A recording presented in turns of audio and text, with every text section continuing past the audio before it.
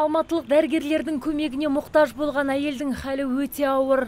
Осындай қиын жағдай орын алса, республикалық деңгейдегі білікті мамандар шаһарымызға жиі шақыртылады екен.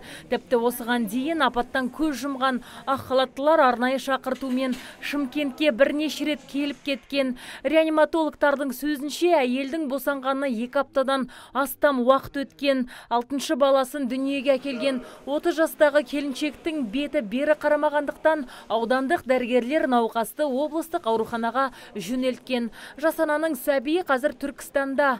4-те 9 келі болып туылған. Нәрестенің денсаулығы жақсы, қыз баланың өміріне ешқандай қауіп төніп тұрған жоқ.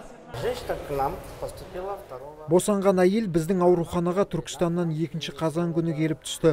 Ол сәбиін 16 қыркүйекте өмірге әкелген. Жарты ай бойы түркістандық дәрігерлер келіншектің өмірін сақтап қалу үшін бар жағдайын жасаған. Беті бер қарамаған соң облыстық ауруханаға жөнелтілген. Қазір науқас жасанды тыныс аппаратына қосулы.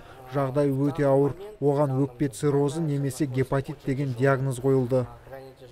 Ал Қазақстандағы танымал блогер Денис Кривошеев әлеуметтік желідегі парақшасында ұшақтың қозғалтқышында ақау пайда болғанын жазған. Алайда апаттың себебі техникалық ақаудан ба жоқ па, оны арнайы комиссияның тексеру жұмыстарының қорытындысы анықтайды. Қазір Ан-28 ұшағының апатына байланысты сотқа дейінгі тергеу жұмыстары жүргізілуде. Айта кетсек, әскери Ан-28 ұшағы 3 қазан күні кешкі сағат 7 шамасында Алматы облысы Қосөзен ауылының қасына құлаған. Апаттың салдарынан мерт болған азаматтардың толық аты жөндері анықталды. Олардың қатарында профессор акушер-гинеколог дәрігері Талғат Патсаев және профессор реаниматолог дәрігері Жәнібек Артықбаев та бар.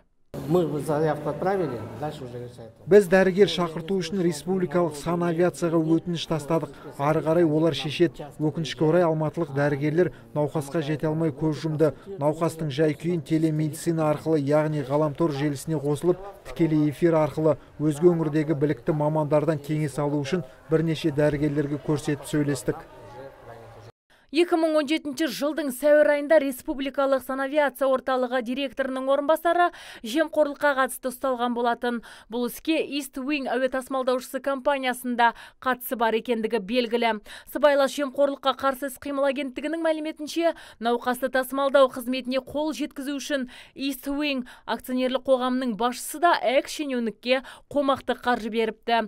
Ал әуе компаниясының мекен жайын табу тілшілер үшін оңайға соқпады. Ғимаратта мекеме атауы да негізгі анықтамалық белгіде қойылмаған. Мұндағы қызметкерлер болса, директорымыз Алматыға кеткен еді деп сұхбат беруден бас тартты. Азиза Мадияр, Абзал Тұрабеков, ТВК телеарнасының жаңалықтар қызметі.